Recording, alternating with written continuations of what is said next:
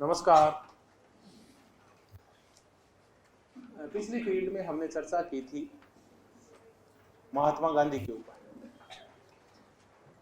महात्मा गांधी जी ने जो विचार दिए अहिंसा को लेके, सर्वोदय को लेके, सत्याग्रह को लेके, उन सब की हमने चर्चा की थी।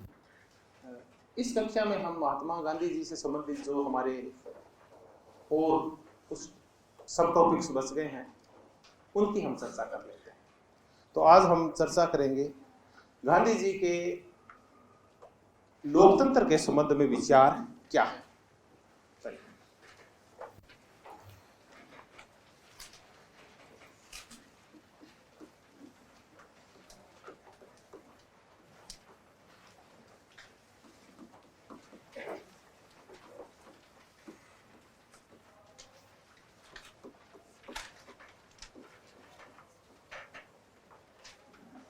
क्या सोचते हैं गांधी जी डेमोक्रेसी के बारे में? तो डेमोक्रेसी का पहले तो अपन विभाजन कर लेते हैं। गांधी जी विरोधी है पाश्चात्य लोकतंत्र, इसकी चर्चा कर लेंगे।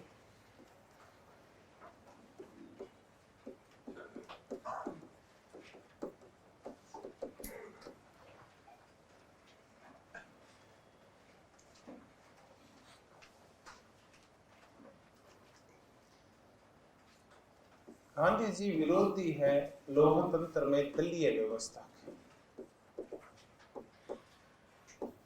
गांधी जी विरोधी है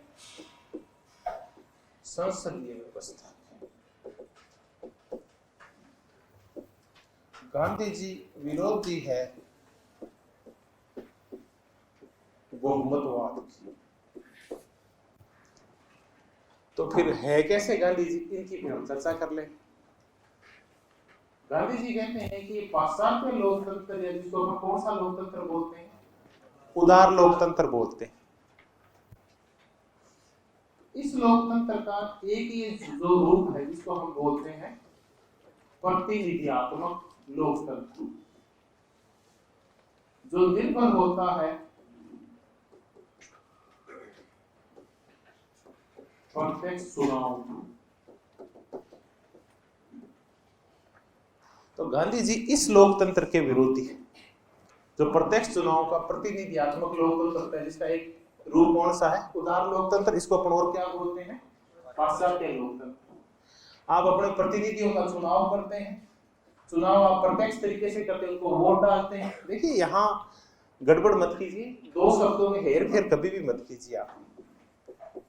एक तो होता है प्रत्यक्ष लोकतंत्र, डायरेक्ट डेमोक्रेसी, और एक होते हैं प्रत्यक्ष चुनाव। इन दोनों में डिफरेंस होता है। ये दो एक शब्द नहीं है, सिंपल से। आप में से 99% जानते हैं इनके बारे में, नहीं जानते तो आज जान जाएंगे। डायरेक्ट डेमोक्रेसी, इसमें आप अपने प्रतिनिधियों का चुनाव नहीं करते, बल्कि आप स्वयं कानून निर्माण का कार्य करते हैं। रूसो जिस लोकतंत्र का समर्थन कर रहा है सामान्य इच्छा के तहत, वहां प्रत्येक व्यक्ति सामान्य इच्छा में क्या करता है, भाग लेता है। ठीक है, तो वो तो कैसा लोकतंत्र है? क्या भारत में है कहीं प्रत्यक्ष लोकतंत्र? हाँ ना। अपने यहाँ ग्राम सभा की जो वार्षिक बैठकें होती है उसमें गांव का प्रत्येक आदमी भाग लेता है और गांव के विकास के लिए नीतियां बनाता है। ये प्रत्यक्ष लोकतंत्र है। उसके ऊपर के लेवल पे जितना भी है वो फिर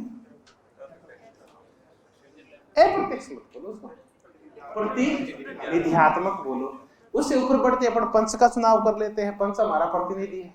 सरपंच का कर लेते हैं, प्रधान का चुनाव करते हैं, जिला प्रमुख का चुनाव करते हैं, एमएलए और एमपी। फिर हम अपने फायदे के लिए कानून नहीं बनाते, बल्कि हमारे लिए कानून बनाते हैं हमारे प्रतिनिधि। तो ये हो गया प्रत्यक्ष लोकतंत्र का उल्टा प्रतिनिधियात्मक लोकतंत्र।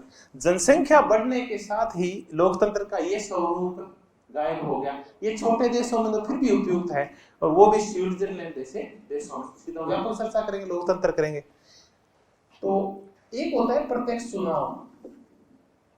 प्रत्यक्ष चुनाव का तात्पर्य है कि आप वोट डालते हैं और चुनाव करते हैं। अब आप प्रत्यक्ष चुनाव कहते हैं, आपके मन में दो भाव हो आते हैं कि एक तो होता है खुला चुनाव या खुली मतदान व्यवस्था, और एक होती है गुप्त मतदान। खुले मतदान में आप हाथ खड़ा कर देते हैं सीधे ही, मैंने दो व्यक्ति यहाँ खड़े किए, कौन किसके साथ है, तो आप सीधा ही क्या कर देंगे, हाथ खड़ा कर देंगे, अपना सब देख रहे हैं किसने किसको वोट दिया। गुप्त मतदान आप पर्ची को लिखे और पैक करके अंदर ढोलकी में डाल देंगे, अपन गिन लेंगे बाद में उसको। इससे फर्क नहीं पड़ता कि मतदान खुला हो रहा है या मतदान चुनाव खुला हो या गुप्त हो रहा है, प्रत्यक्ष का मतलब है कि हो क्या रहा है, मतदान हो रहा है। तो आप चुनाव के माध्यम से वोट डाल के जब आप किसी का चुनाव करते हो तो वो प्रत्यक्ष होता है। प्रत्यक्ष का अब समझे अपन, अपने यहां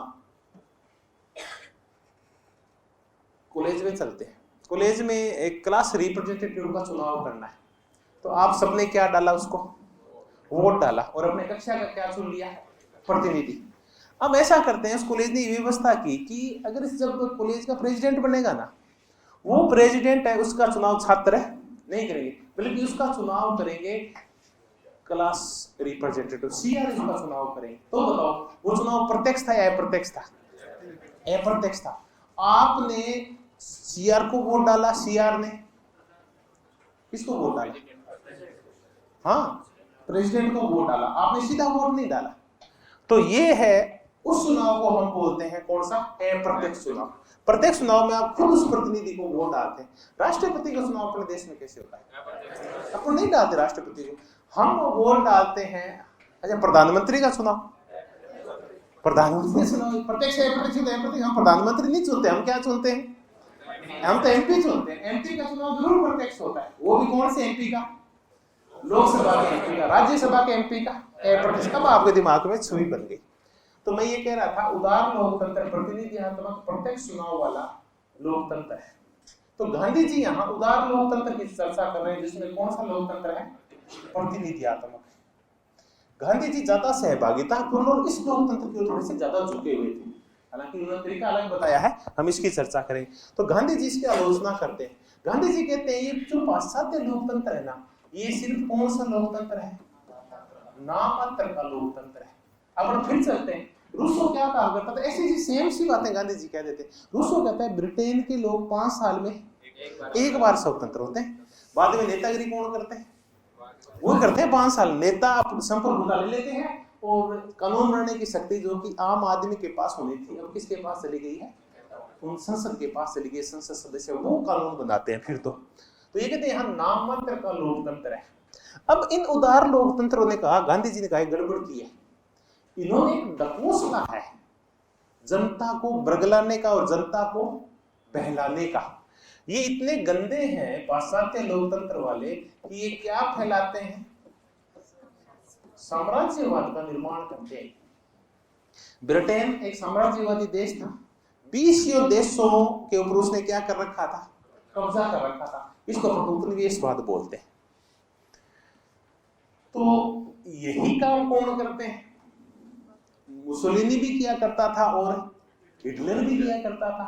तो उसको तो बड़ा तानाशाही व्यवस्था कहते हैं कि हिटलर और उसकी क्या थी, जबकि वो भी साम्राज्यवाद का निर्माण करते हैं। पोलैंड को जीत दिया उन लोगों ने, ऑस्ट्रिया को उसके ऊपर कब्जा कर लिया, बाद में फ्रांस के ऊपर कब्जा कर लिया हिटलर ने द्वितीय विश्व युद्ध के बाद। तो वो भी तो साम्राज्यवादी हैं। और ये ब्रिटेन और फ्रांस ये देश भी कैसे हैं? साम्राज्यवादी है। तो है ये सारी पश्चिमी शक्तियां साम्राज्यवादी है। कोई फर्क नहीं पड़ता कि वहां लोकतंत्र है या वहां फिर तानाशाही व्यवस्था है, लुटेरे दोनों के दोनों। तो ये कहते हैं कि उदार लोकतंत्र वाले ना, ये अपनी जनता को सिर्फ मूर्ख बनाते हैं। ये करते क्या है? यहां आम आदमी से कहता है तुम वोट दो, लेकिन वोट दो किसको? दल को दो। 2, 3 या 4 दल खड़े हो जाते हैं। जनता मजबूरी में जैसे धर्म के आधार पे विभाजित होती है ना, वैसे क्या के आधार पे विभाजित हो जाती है? दल के आधार पे विभाजित हो जाती है। जैसे धर्म के लोग लड़ते हैं वैसे ही आज वक्त धर्म पे लड़ाइयां कम होती है, तलवारें निकल जाती है। तो मुद्दा किसका आ जाता है? राजनीतिक दलों का। क्या अपन स्वतंत्र है क्या? गांधी जी की नजर में देखें नहीं है। हम किसी न किसी दल के क्या है? गुलाम है।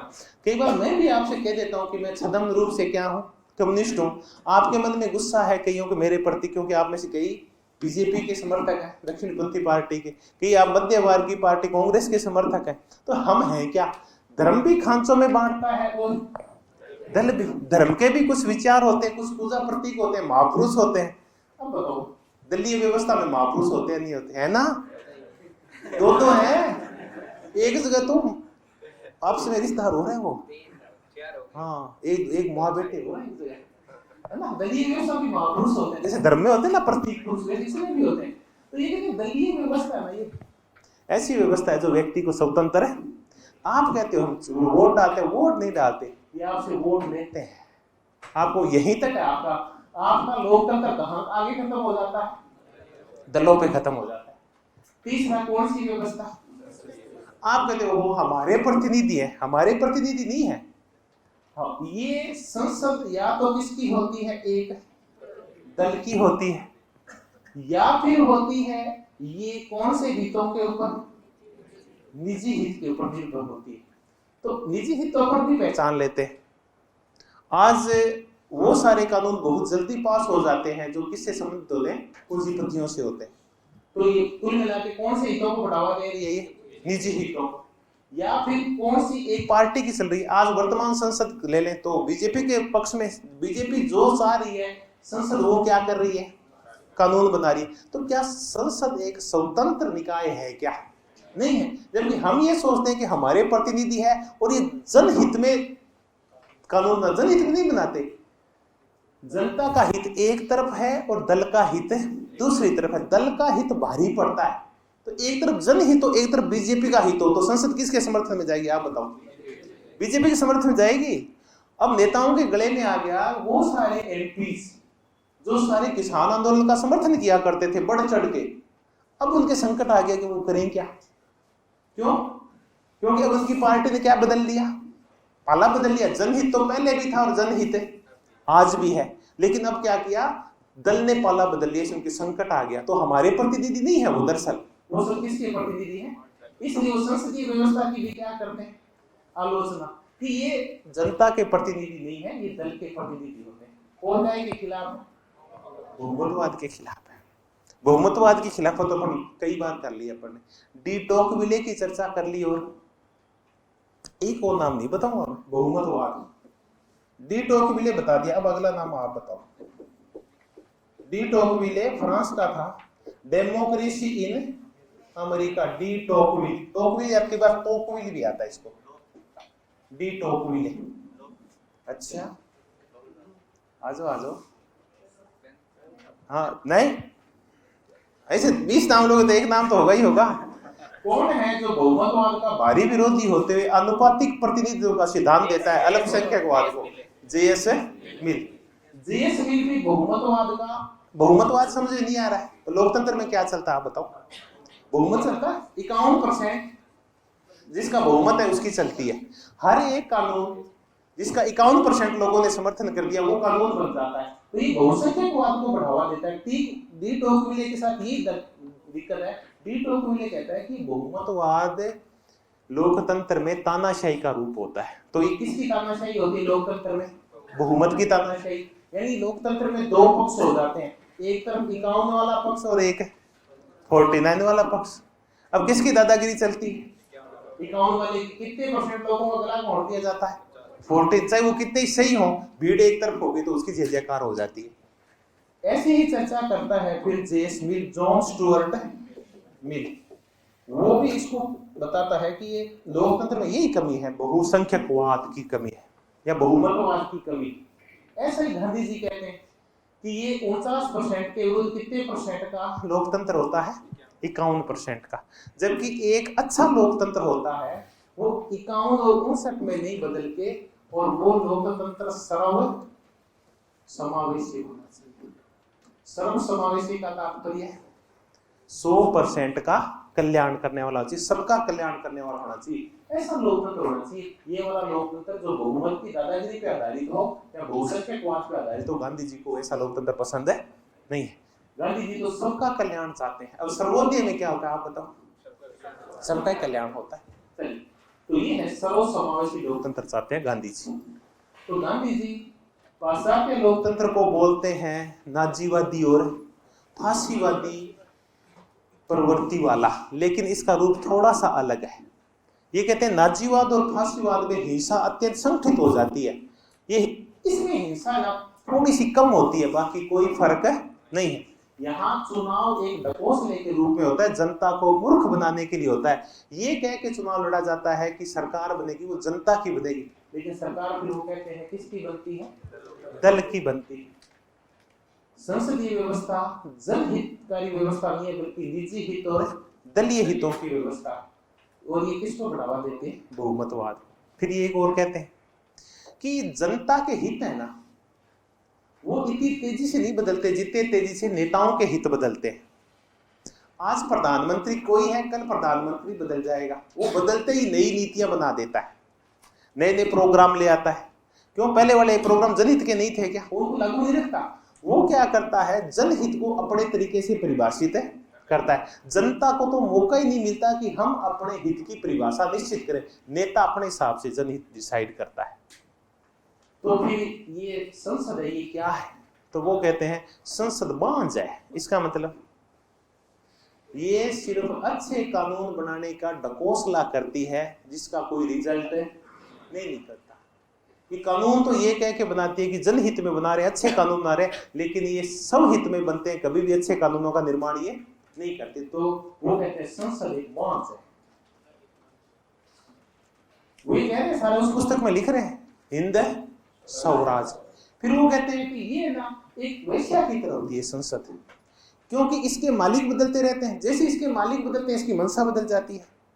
आज ये वेलफेयर के साथ है, कल ये किसी और के साथ होगी। यानी प्रधानमंत्री बदलते ही और संसद की क्या बदल जाती है? इच्छाएं बदल जाती है।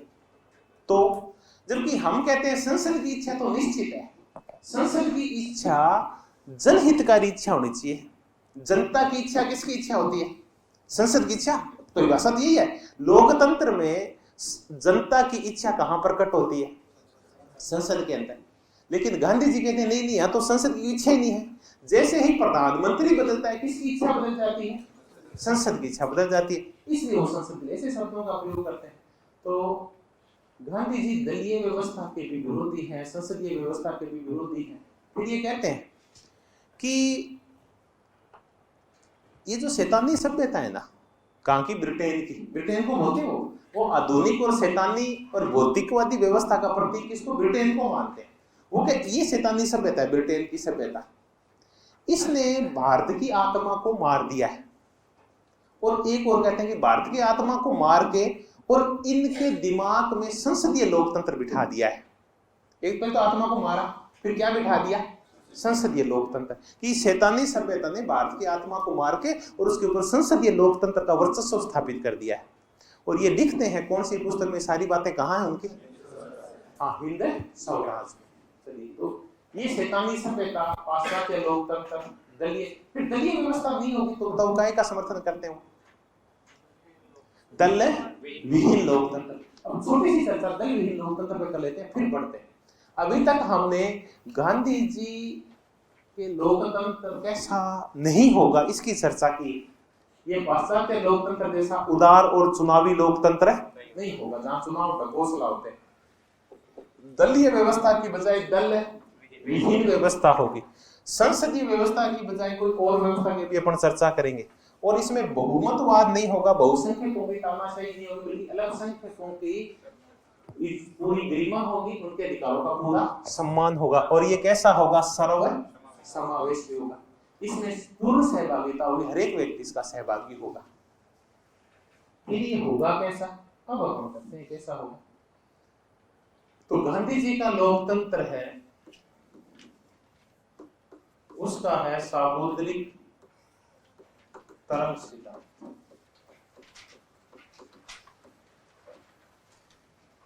या महासागरीय वर्त सिद्धांत, आप उसकी कह रहे हैं। ओशियन सर्किल थ्योरी, ये समुद्री तरंगों का सिद्धांत। अब फिर चलते हैं, एक शब्दावली है, विशिष्ट शब्दावली। एक तो ये शब्दावली रट ले, इसका संबंध किससे है? गांधी जी से। तो एक तो इसका उतार दिया। ये शाब्दिक हेर फेर के साथ ऐसा ही आता है, समुद्री तरंगों का सिद्धांत है। फिर इसका संबंध गांधी के किस मुद्दे से है? गांधी जी समुद्री तर्क सिद्धांत के तहत किस मुद्दे की चर्चा करते हैं? क्या वो अहिंसा की चर्चा करते हैं, सत्य की चर्चा करते हैं, या लोकतंत्र की चर्चा करते हैं? लोकतंत्रीय विकेंद्रीकरण की चर्चा करते हैं। ये लोकतंत्रीय विकेंद्रीकरण का सिद्धांत है कि लोकतंत्र में विकेंद्रीकरण कैसे होगा। तो देखिए लोकतंत्र के हम दो प्रकार कर लेते हैं, एक इसका पिरामिडीय रूप कर लेते हैं और इसका एक तरंगीय रूप कर लेते हैं। दो प्रकार का लोकतंत्र कर लेते हैं। ये तो है इसका पिरामिडीय रूप,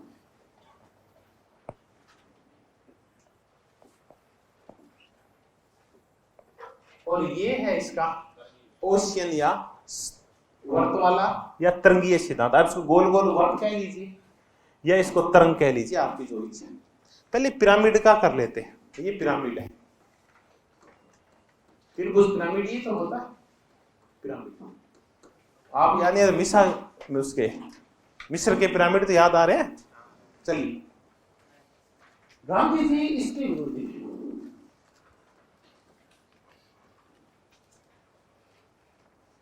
हमारे देश की जो वर्तमान लोकतांत्रिक व्यवस्था है वो कैसी है? पिरामिडीय है।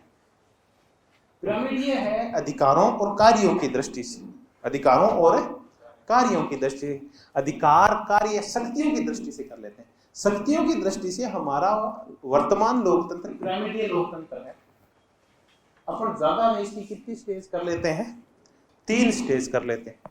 नंबर 1 ये है स्थानीय स्वशासन,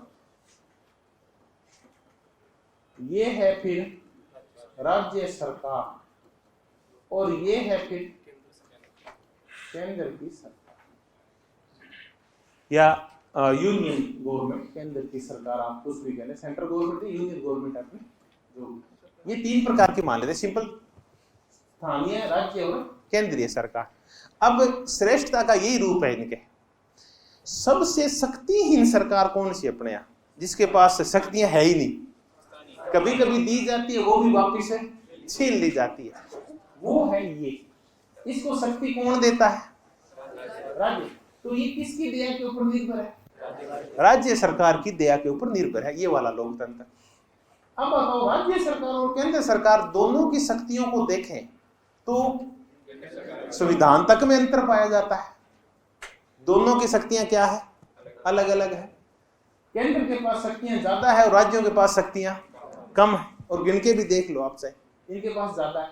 और जब चाहे वो 352 लगा के, 356 लगा के, 359 लगा के, 249 लगा के, जो भी है, भांति से शक्तियों को वापस कौन ले लेती है? केंद्र सरकार। हमारा संघवाद एकीकृत भी हो जाता है बहुत बार। तो देखिए ये है पिरामिडीय रूप, जहां शक्तियां कहां आके इकट्ठी होती है? ऊपर की ओर इकट्ठी होती जाती है, शक्तियों का केंद्रीकरण हो जाता है। तो लोकतंत्र, अच्छा लोकतंत्र केंद्रीकरण पे निर्भर नहीं होता, बल्कि विकेंद्रीकरण के ऊपर निर्भर होता है। कहने को हमने विकेंद्रीकरण के लिए क्या स्थापित किया है, लेकिन क्या व्यवहार में ऐसा है क्या? गिन के 5 काम दिए वो भी उसको पूरा नहीं करने देते।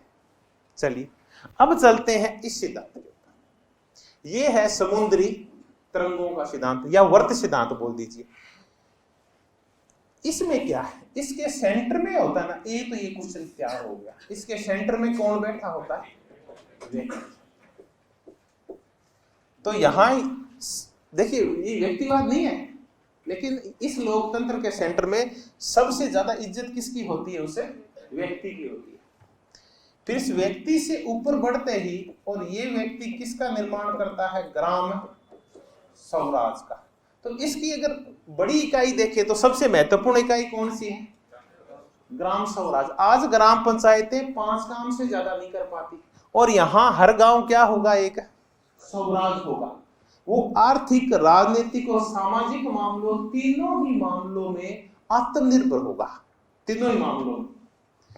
आर्थिक मामलों में गांव खुद टैक्स लगाएगा, उस टैक्स का पैसा खुद वसूल करेगा, और फिर उस टैक्स से अपने गांव का वो लोग क्या करेंगे? डेवलपमेंट करेंगे।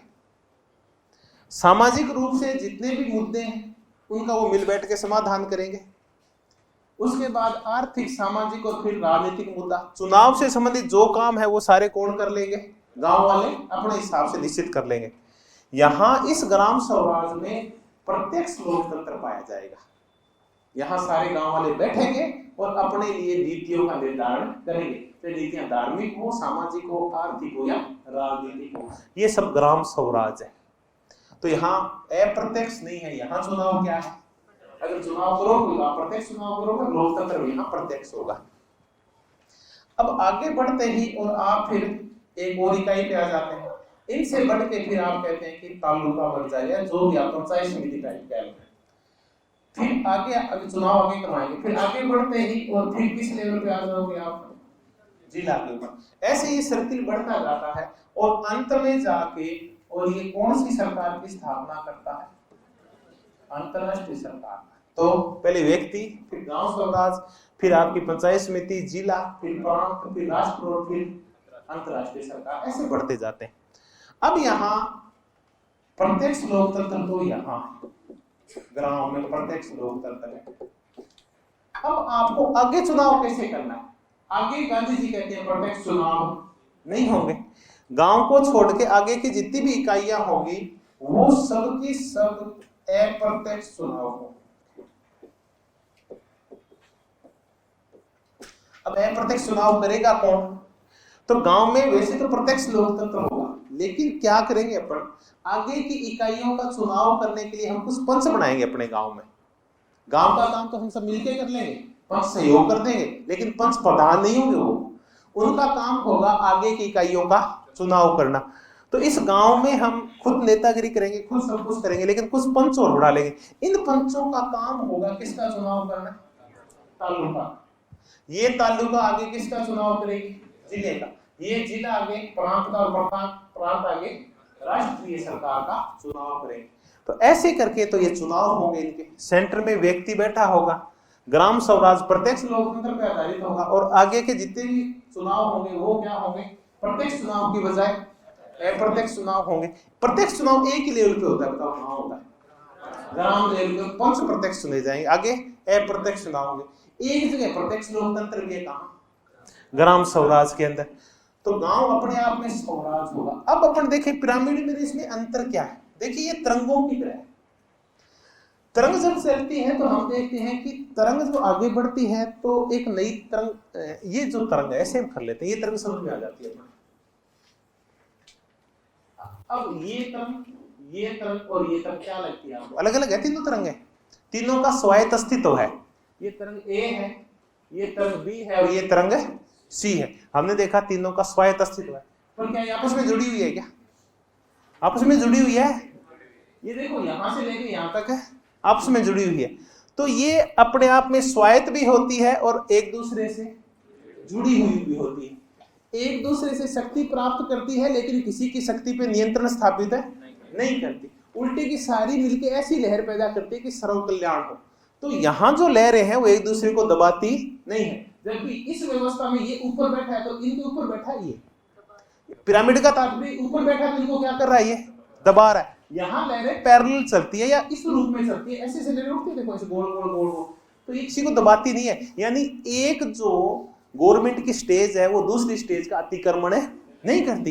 ये नहीं कि राज्य सरकार जब चाहे स्थानीय स्वशासन को शक्तियां ले ले, उससे शक्तियां छीन ले या दे दे या छीन ले, ऐसा नहीं हो सकता। इनकी शक्तियां निश्चित होगी और एक दूसरे का यह सहयोग करेगी और एक दूसरे के ऊपर शक्ति का प्रयोग नहीं करेगी। हर एक इकाई दूसरी इकाई से स्वायत्त होगी। यहाँ स्वायत्त है क्या? नहीं है। यहाँ इकाइयां एक दूसरे से स्वायत्त होगी। वैसे जैसे हमने देखा ये लहर और ये लहर एक दूसरे से क्या है, तो क्या ये पूर्ण स्वायत्त है? नहीं है। जनहित में एक दूसरे से जुड़ी हुई होगी। ये हो गया सामुद्रिक वर्त का सिद्धांत। क्वेश्चन क्या बनता है? आमतौर पर ऐसे नहीं बनता, दो ही क्वेश्चन बनते हैं कि गांधी जी किस प्रकार के लोकतंत्र के समर्थक है। नंबर एक, वो पिरामिडीय लोकतंत्र के समर्थक है नहीं है, तो फिर क्या के समर्थक है? इस तरह के समर्थक। तो क्या वो पाश्चात्य लोकतंत्र के समर्थक है? नहीं। क्या वो उदारवादी लोकतंत्र के समर्थक है? अब बताओ उदारवादी लोकतंत्र में इसमें फर्क क्या नजर आ रहा है आपको? वो तो पिरामिडीय है और ये कैसा है? सामुद्रिक है। वो दलीय आधार पे है, ये दलीय आधार पे नहीं होगा। अब ये इकट्ठे किस रूप में होंगे ये गांधी जी नहीं बताते भी। ऊपर जाके जो राष्ट्रीय सरकार बनाएंगे, इस राष्ट्रीय सरकार का स्वरूप क्या होगा, तो हम कहते हैं वो संसदीय स्वरूप होगा, तो ऐसा तो नहीं है, वो संसदीय स्वरूप नहीं होगा। ये जितने भी प्रतिनिधि अप्रत्यक्ष रूप से चुनाव करेंगे वो मिलके फिर काम करेंगे। चलिए, तो ये लोकतांत्रिक विकेंद्रीकरण के ऊपर आधारित है, समुद्री तरंग या महासागरीय वर्त सिद्धांत। अब फिर देखें 4 या 5 क्वेश्चन बनते हैं। गांधी जी का लोकतंत्र का सिद्धांत ये है, इसके 2 ये नाम है। ये किसका उल्टा, ये दल विहीन लोकतंत्र, ये संसदीय व्यवस्था का समर्थन है, नहीं करते। ये उदार लोकतंत्र का भी समर्थन है, नहीं करते। अब चलते हैं, ये लोकतंत्रीय विकेंद्रीकरण का स्वरूप है। इसमें केंद्र में कौन होता है, इतना याद रखना, इसके केंद्र में व्यक्ति होता है। हम गलती ये कर देते हैं, इसके केंद्र में किसको मान लेते हैं, ग्राम स्वराज, इसके केंद्र में व्यक्ति होता है, तो किसका कल्याण महत्वपूर्ण, व्यक्ति का कल्याण। हम व्यक्ति कल्याण कहते हैं, हम कहते हैं तो व्यक्तिवाद पे जोर दे रहे हैं, व्यक्तिवाद पे जोर नहीं देते। आगे जाते फिर ये सामुदायिक हो जाते हैं, जब किसकी चर्चा करते हैं, ग्राम स्वराज। सबसे छोटी, हाँ, अगर सबसे छोटी आप पूर्ण इकाई माने तो फिर क्या होगा, ग्राम स्वराज। लेकिन इसका सेंटर कौन है, व्यक्ति अपने आप में पूर्ण इकाई नहीं कह सकते, पूर्ण इकाई होती है जो सबसे मिलके बनती है। गांधी जी देखिए व्यक्तिवादी नहीं है, बल्कि गांधी जी रूसों की सामान्य इच्छा के अकॉर्डिंग सामुदायिकतावादी है। गांधी जी व्यक्तिवादी नहीं है बल्कि सामुदायिकतावादी है। लेकिन वो समुदाय भी ऐसा चाहते हैं कि उसमें व्यक्ति का अस्तित्व विलीन नहीं होना चाहिए। रूसों की सामान्य इच्छा में एक दिन ऐसा आता है जो व्यक्ति विलीन हो जाता है सामान्य इच्छा में। यहाँ व्यक्ति बना रहता है और सामान्य इच्छा भी बनी रहती है। तो गांधी जी दोनों चीजों को साथ लेके चलते हैं, व्यक्ति को भी और समुदाय को भी। लेकिन हित किसका पहले आता है, ठीक है, समुदाय उसके हित से अलग नहीं है।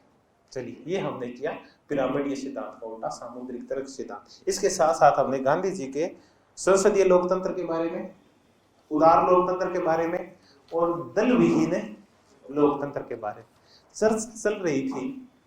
कौन सा लोकतंत्र, दल विहीन। थोड़ी सी चर्चा इस पे कर लेते हैं। दल विहीन लोकतंत्र, दल विहीन लोकतंत्र, पार्टी लेस डेमोक्रेसी। डेमोक्रेसी ना कई प्रकार की हो सकती है। हो सकता है एक डेमोक्रेसी कैसी हो, एक दलीय हो, एक डेमोक्रेसी द्विदलीय हो सकती है, एक डेमोक्रेसी बहुदलीय हो सकती है, और एक ये भी डेमोक्रेसी, दल विहीन डेमोक्रेसी, पार्टीलेस डेमोक्रेसी भी हो सकती है, जिसमें एक दलीय आमतौर पर तानाशाही व्यवस्था को पैदा करती है। चीन भी कहता है कि मेरे यहाँ क्या है, हाँ, एक दलीय लोकतंत्र है तो लोकतंत्र, लोग तो वोट डालते हैं, पर एक दलीय है वो। वहां से साम्यवादी, चीन की साम्यवादी पार्टी एक ही दल है। कुछ देशों में कैसी व्यवस्था है, द्विदलीय। आप 2 देशों को उदाहरण दे, 2 के मैं बता दूं, ब्रिटेन और अमेरिका। अपने पड़ोस में श्रीलंका बैठा है, ऑस्ट्रेलिया है, न्यूजीलैंड है। इन देशों में द्विदलीय व्यवस्था, बहुदलीय व्यवस्था। भारत में बहुदलीय व्यवस्था, फ्रांस में बहुदलीय व्यवस्था, इटली में। आमतौर पे जो उदार लोकतंत्र होते हैं वो कौन सी व्यवस्था को पसंद करते हैं, बहुदलीय व्यवस्था को। ये तो बाई चांस वहां की फिर परंपराएं ऐसी हो जाती है कि वहां दल कितने खड़े हो जाते हैं, 2। बाकी ब्रिटेन में, अमेरिका में दल बनाने पे प्रतिबंध नहीं है। लेकिन वहां हुआ क्या, बाकी दल पीछे से लेके बहुत सारे दल चुनाव लड़ते हैं, लेकिन उभर के कितने आते हैं, 2 है, तो वो भी बहुदलीय, लेकिन वहां बाकी दल चुनाव जीत नहीं पाते। तो एक भी पार्टीलेस डेमोक्रेसी होती है।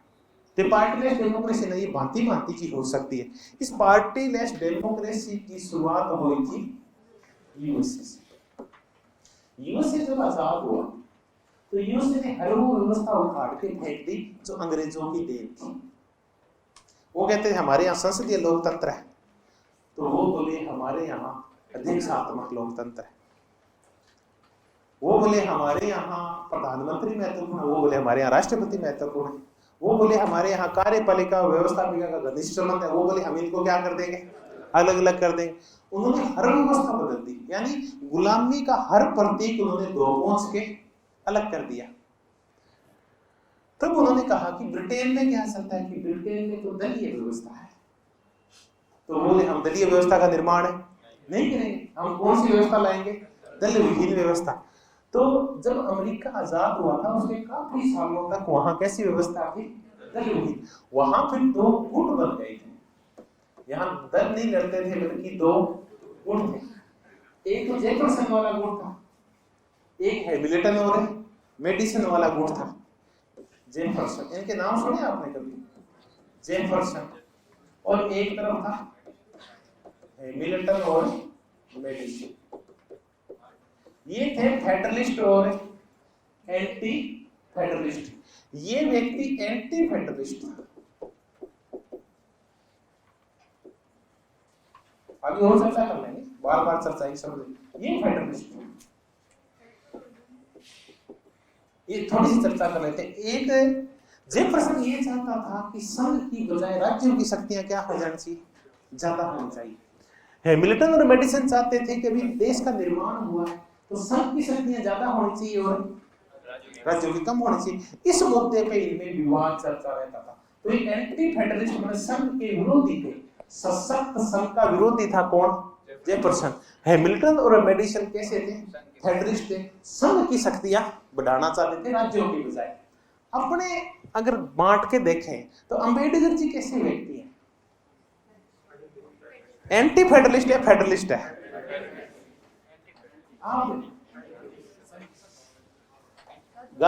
अंबेडकर जी ये चाहते थे कि अभी भी देश ना टुकड़े टुकड़े हो धर्म की वजह से, आगे ये टुकड़े टुकड़े हो नहीं जाए, इसलिए सब तो बनाओ मत, इसको तो ये यूनियन बना दो। यूनियन बना दो तो किसकी शक्ति बढ़ेगी? यूनियन की शक्ति बढ़ा दी उन्होंने। उसमें राज्यों को अलग होने का अधिकार नहीं होगा। नहीं होगा तो वो क्या थे? एंटी फेडरलिस्ट थे। वो एंटी फेडरलिस्ट का तात्पर्य है वो जो फेडरेशन को चाहता नहीं है, जो संघीय व्यवस्था को कमजोर करना चाहता है, वो एंटी फेडरलिस्ट होते हैं। और फेडरलिस्ट कौन होते हैं? जो संघ को मजबूत करना चाहते हैं। सॉरी, तो वो क्या थे? फिर चलते हैं। वो किसको मजबूत करना चाहते थे? संघ को। और अंबेडकर जी किसको मजबूत कमजोर करना चाहते थे? राज्यों को। तो वो क्या थे? फेडरलिस्ट। तो जेफरसन और हैमिल्टन और मेडिसन कुल मिला के वहां दो गुट खड़े हो गए, एंटी फेडरलिस्ट और फेडरलिस्ट, दो गुट खड़े हो गए। संघ की शक्तियों के विरोधी, संघ की शक्तियों के समर्थक, राज्य के समर्थक, राज्य के विरोधी। लंबे समय तक यही चलता रहा। फेडरलिस्ट और एंटी फेडरलिस्ट दो गुट बन गए। नहीं समझे, फिर आगे चर्चा करेंगे। ये दो गुट बन गए और ये गुट तब तक काम करते रहे जब तक कि वहां गृह युद्ध नहीं छिड़ गया। अब्राहम लिंकन के समय तक। अब्राहम लिंकन के समय जब वहां छिड़ा ना गृह युद्ध, फिर वहां दो पार्टियां खड़ी हो गई, एक रिपब्लिकन और एक डेमो, तब से खड़ी हुई। इनकी बाद में चर्चा करेंगे। लिंकन रिपब्लिकन का था और लिंकन पूंजीवाद का समर्थन करता था, और जो डेमोक्रेट थे ये सामंतवाद का समर्थन किया करते थे। इसलिए उत्तर और दक्षिण के राज्यों की लड़ाई हो गई थी। इनको छोड़ते हैं। एक बार हमें दो गुटों का नाम कर लेते हैं, एक फेडरलिस्ट और एक अब भी नहीं है। एक क्वेश्चन तैयार करें, दल विहीन लोकतंत्र की शुरुआत कहां से हुई? यूएसए से हुई। इतना याद कर लेते हैं अपन। वहां दो गुट लड़ते थे। अब यूएसए से जब शुरुआत हुई, भारत में भी कंसेप्ट बहुत बाद में आया। इस कंसेप्ट को लेके आया एमएन रॉय के बाद इस कंसेप्ट को थोड़ा और वर्णित किया। लेकिन गांधी जी का मूल विचार तो नहीं है दल विहीन लोकतंत्र। गांधी जी इसको बहुत अच्छी तरह से समझाया नहीं। फिर दल विहीन लोकतंत्र को बहुत अच्छी तरह से समझाया जेपी नारायण। चलिए, ये जेपी नारायण थे। तो अगर आपके सीधा क्वेश्चन आ जाए कि दल विहीन लोकतंत्र का विचार किससे संबंधित है, तो गुरुजी क्या करेंगे? वो क्वेश्चन डिलीट करवाएंगे आपका बनाने वाले, क्योंकि वो उसमें किसको लिख देंगे? एमएन रॉय को, वो किसको लिख देंगे? गांधी को। और वो किसको लिख देंगे? जेपी। एक नेता और लिख देंगे। लेकिन नेहरू जी लिख दिया। नेहरू जी बहुदलीय व्यवस्था के, पार्टीलेस डेमोक्रेसी के समर्थन थे। गांधी जी का इस मुद्दे पे विरोध था इनका। तो जेप आमतौर पे उत्तर क्या है? काय पे टिक लगाते हैं, जबकि तीनों इसके समर्थक है। लेकिन इसकी व्यापक व्याख्या किसने की है? जयप्रकाश नारायण ने की। अब इतना ही मत करो, जितने भी सर्वोदयी नेता है ना, चाहे वो दादा धर्माधिकारी है, चाहे वो विनोबा भावे है, और चाहे जेपी, ये सारे के सारे दल विहीन लोकतंत्र के समर्थक है। तो आपको ये पूछ लिया जाए कि ये जो सर्वोदय का भाव है, ये किसका समर्थन करता है? दल विहीन लोकतंत्र का समर्थन करता है। इसमें दल नहीं होते, बाकी कुछ भी बन सकते हैं, दल नहीं होंगे बस इसमें। क्योंकि दल क्या करते हैं, लोगों की इच्छाओं को कैप्चर कर लेते हैं, वो खुद की इच्छाएं जनता पे थोपते हैं, जनता की बात मानते नहीं है। इसलिए गांधी जी कहा करते थे कि जिस दिन देश को मिल जाए आजादी, उस दिन कांग्रेस का क्या कर देना है, विघटन कर देना उस दिन कांग्रेस का। इसीलिए गांधी जी ये काम करते थे।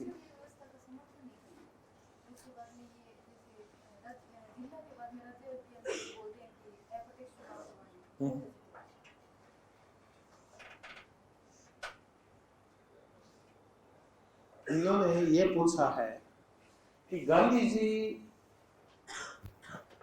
पहले वो बात पूरी करते हैं, फिर क्या चर्चा चल रही थी ये पूरी करते हैं। दल विहीन लोकतंत्र की, चलिए हमने ये देखा कि गांधी जी का लोकतंत्र दल विहीन है। वैसे ही जिसकी चर्चा अहमद रॉय करते हैं और जेपी नारायण करते हैं, मैंने क्या सारे सर्वोदय इसी का समर्थन करते हैं। दल विहीन लोकतंत्र के बारे में और विचार करें, पहले इनसे इनका क्वेश्चन सुन लेते हैं। ये कहते हैं कि अप्रत्यक्ष चुनाव होंगे, संसदीय व्यवस्था नहीं होगी आगे। चुनाव कैसे, चुनाव तो कैसे भी हो सकते हैं, ये चुनाव कैसे होंगे? सबसे पहले जनता किसको चुनेगी, पंच को चुनेगी। ये पंच मिलके और आगे किसके सदस्य चुनेंगे, पंचायत समिति के सदस्यों को चुनेंगे। ये पंचायत समिति वाले आगे जिला परिषद के सदस्यों का चुनाव करेंगे, ये आगे प्रांत का चुनाव करेंगे, प्रांतीय असेंबली का, ये आगे राष्ट्रीय सरकार का चुनाव करेंगे। जैसे कि हमारे जो एमएलए हैं वो राज्यसभा के सदस्यों का चुनाव करते हैं, वैसे चुनाव होंगे, ये मान लो आप। अब ये राष्ट्रीय सरकार है ना, ये काम कैसे करेगी ये मुद्दा अलग है।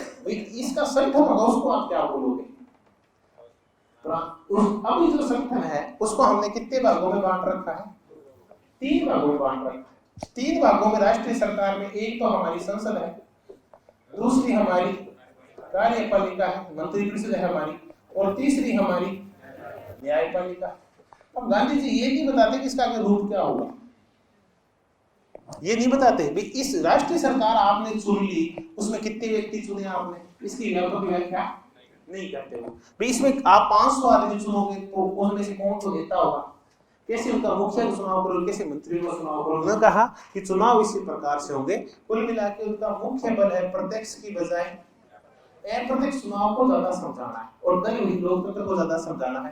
अप्रत्यक्ष हो गए थे चुनाव, अप्रत्यक्ष क्यों होते हैं कि अगर चुनाव प्रत्यक्ष होते ना तो जनता क्या करती है, लोग बदला लेते जनता, और उनके भावों का क्या उठाते हैं फायदा, भ्रष्टाचार को फैलाते हैं, पैसा दे के ले लेते हैं, शराब पिला के वोट ले लेते हैं, या जातिवाद और धर्म के नाम पे बहका देते हैं। इसलिए चुनाव प्रत्यक्ष की बजाय क्या अप्रत्यक्ष।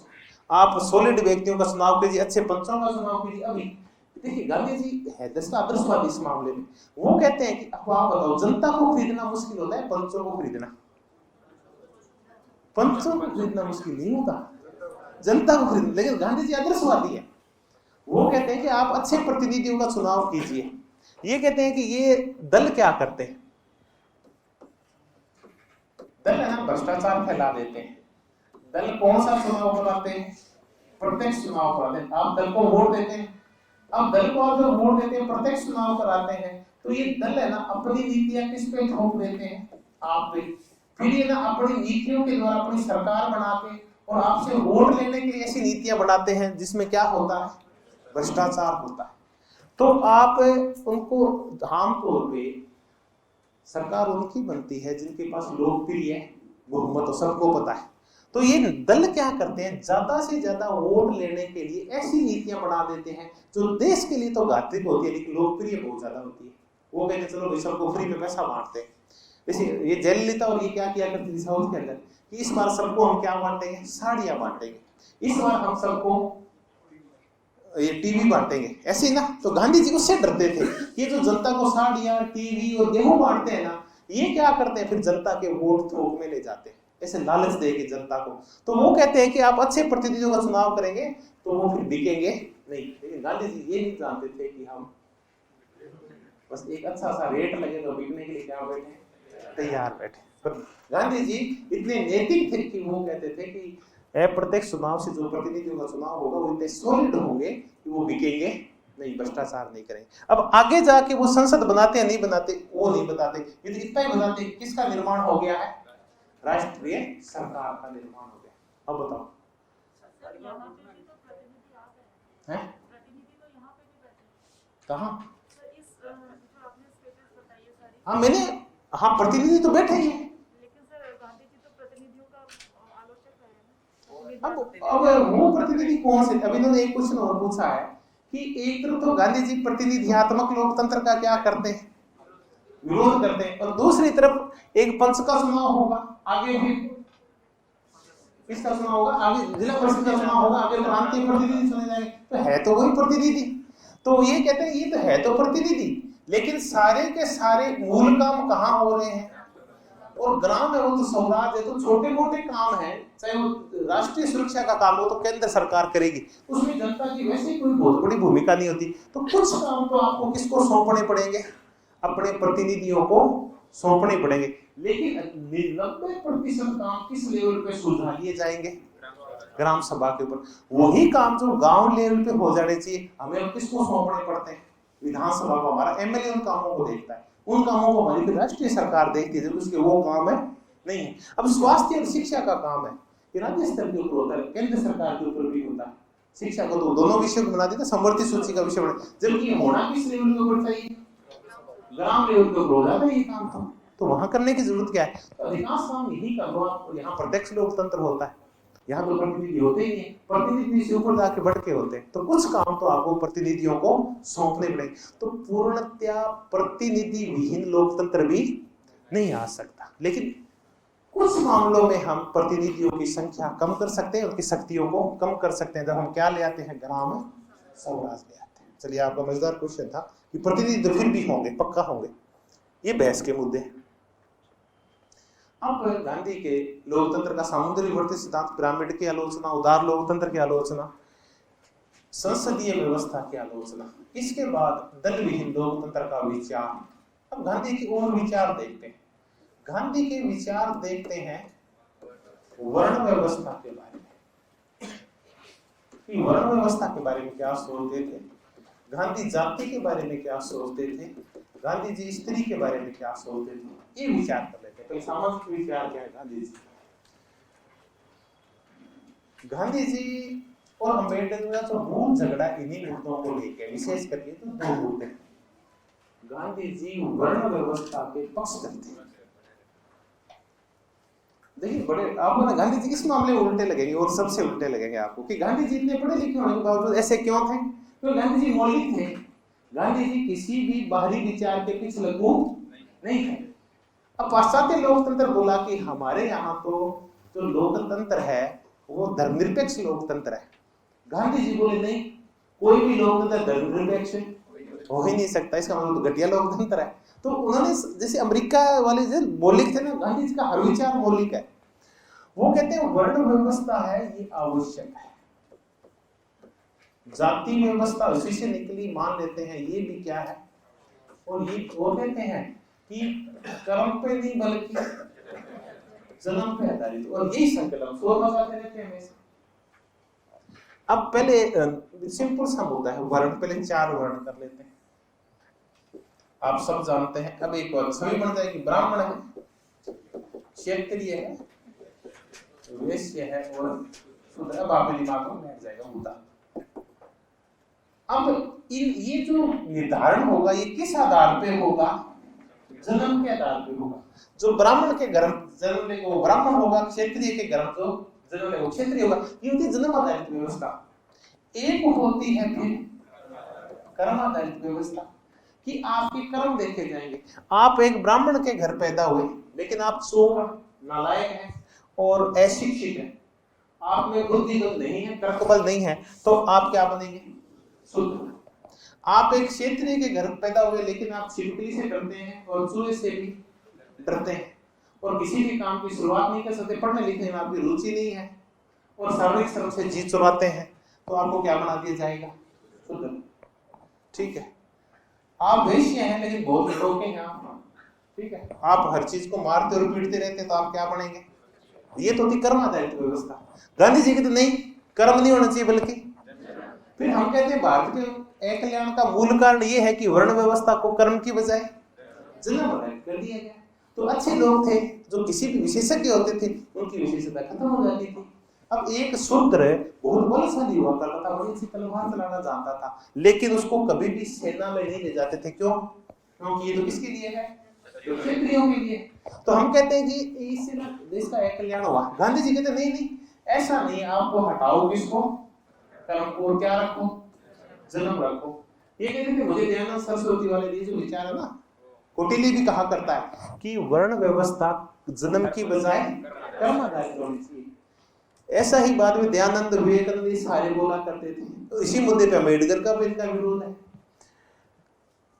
गांधी जी कहते थे कि जन्म, अगर आप किसी जाति और वर्ण व्यवस्था में जन्म लेते हैं तो आप क्या करते हैं? एक स्वाभाविक विशेषज्ञता का निर्माण होता है, क्योंकि ये व्यवस्थाएं की गई है, ये किसके लिए की गई है?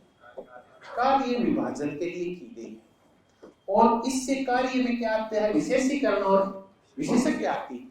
ये आती कैसे है कि मान लेते हैं एक किसी व्यक्ति ने ब्राह्मण के घर में जन्म लिया, या किसी व्यक्ति ने जाति के अकॉर्डिंग किसके घर लिया? सुथार के घर जन्म ले लिया। अब रोज उसके घर जन्म लेगा तो वो बचपन से ही ब्राह्मण के घर तो किताबें देखता आ रहा है, उसके घर में काय का माहौल है? पढ़ाई का और शिक्षा का माहौल है। अगर उसने सुथार के घर जाति में जन्म ले लिया तो अपने पिता और माँ को और अपने भाइयों को, दादा को क्या करता हुआ देखता है? बचपन से ही उनको सुधार का काम करता हुआ देखता है। तो अब देखो, अब जितने गांव के हैं जो किसानों के घर पैदा होते हैं, वो जैसे 2 साल के 3 साल के होते हैं, बाबा मैं ट्रैक्टर ले आती हूँ, एक मन जेसीबी ले आती हूँ, ट्रैक्टर का ले रखा वो ले आती हूँ, तो ट्रैक्टर चलाना सीखते हैं।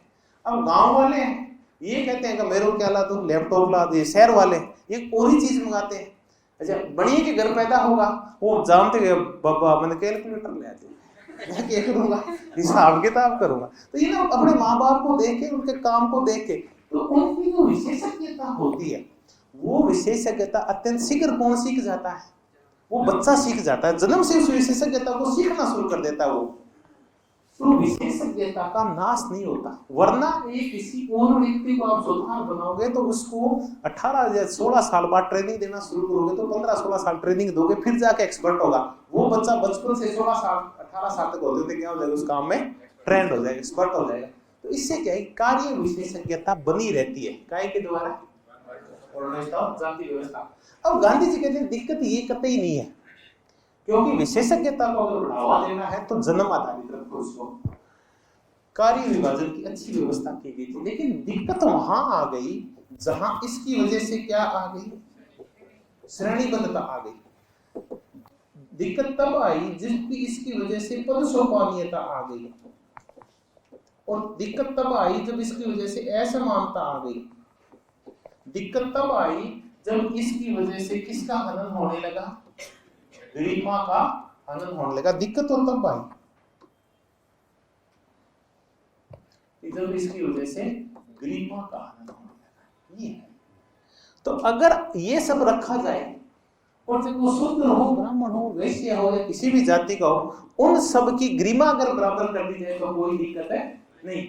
तो है तो ये श्रम की व्यवस्था है कि ब्राह्मण है वो बौद्धिक श्रम करेगा, क्षत्रिय है वो युद्ध का वो श्रम करेगा, वैश्य व्यापारिक श्रम करेगा, शूद्र शारीरिक श्रम करेगा।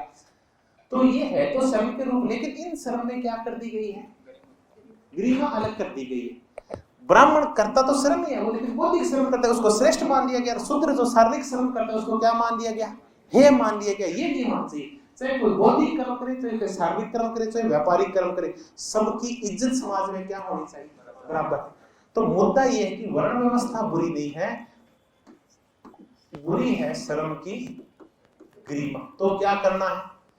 श्रम की समान गरिमा स्थापित कर देंगे तो इस व्यवस्था का भी इलाज हो जाएगा। तो देखिए ये उल्टे हैं बिल्कुल। वर्ण व्यवस्था जाति व्यवस्था के समर्थक है, और इनको कर्म की बजाय मन्नू की तरह क्या रखना चाहते हैं? जन्म आधारित रखना। मन्नू भी ऐसा ही मानता था कि जन्म आधारित होनी चाहिए, गांधी जी इसी को मानते हैं। अब इसकी चर्चा करें।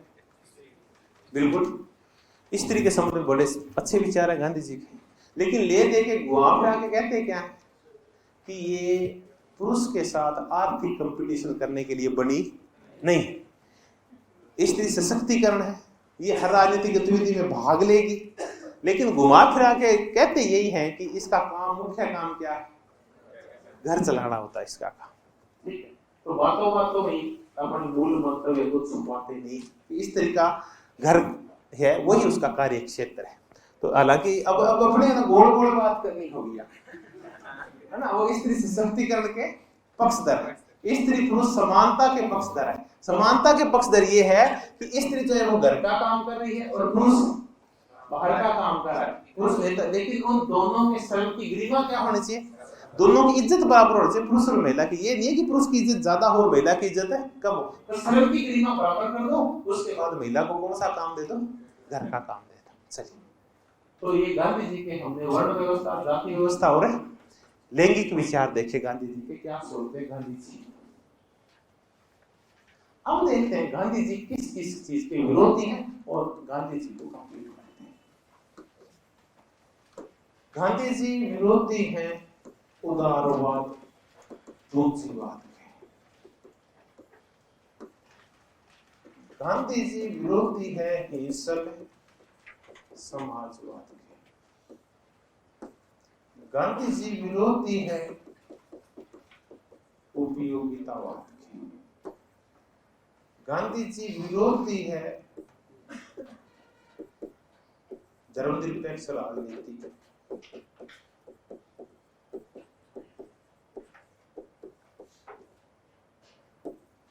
या धर्मविहीन राजनीति के, ये लिख लो।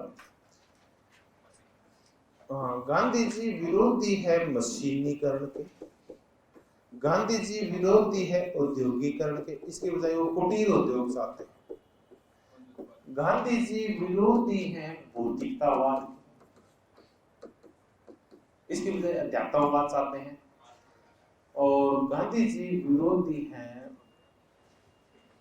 और क्या जाएगा गांधी जी का, एक बार आप बोलो तो मेरी दिक्कत हो जाएगी। वो तो हो गया, इसके अंदर औद्योगिकरण भौतिकवाद के तहत आ गया। गांधी जी विरोधी हैं अंध राष्ट्रवाद की। सही। गांधी जी विरोधी है संसदीय लोकतंत्र। गांधी जी विरोधी हैं किसी भी चीज के, किस चीज के, पाश्चात्यीकरण के। गांधी जी विरोधी है दलीय लोकतंत्र। इन सब के विरोधी है गांधी जी। हाँ, ऐसे वैसे तो स्वाभाविक होते हैं। अब इनमें से कोई शब्द समझ नहीं है तो मैं आपको समझा देता हूँ। शब्द कितने लिख ले, पाश्चात्यीकरण, भौतिकतावाद को अपन कहते हैं, ये विरोधी है काय के, बहुवाद के विरोधी। चलिए, फिर आप लोग गांधी जी शराब का भी विरोध करते हैं। ऐसे ऐसे मामले बढ़ते जाएंगे, ऐसे मुद्दों को ठप कर दो आप। गांधी जी ने कहा था कि दलविहीन लोकतंत्र के तहत पहला काम ये करना होगा कि देश को आजाद हो गई, इसका विघटन कर दो। किसका? कांग्रेस का। लेकिन तत्कालीन सत्ताधीशों के दिक्कत हुई, इसलिए कांग्रेस का विघटन नहीं किया गया।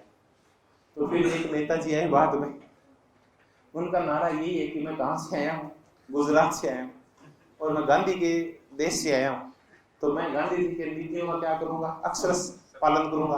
गांधी जी जो लाइन बोल के गए थे कौन सी? कांग्रेस का विघटन कर दो, कांग्रेस का खत्म हो जाना चाहिए, तो मैं उसमें क्या करूंगा, गांधी जी की सहायता करूंगा। ठीक है, वर्तमान में यही चल रहा है। वो कौन सी नीति पे चल रहे हैं? गांधीवादी नीति पे चल रहे हैं ना। तो हालांकि खतरनाक नीति है वरना तानाशाही आ जाएगी इस देश में। क्यों? दलहीन लोकतंत्र तो ठीक है। नहीं, हमने नहीं किया, मैंने समर्थन नहीं किया। चलिए, तो ये हमने गांधी जी के विभिन्न विचार किए। तो धन्यवाद आप सबका तहे दिल से।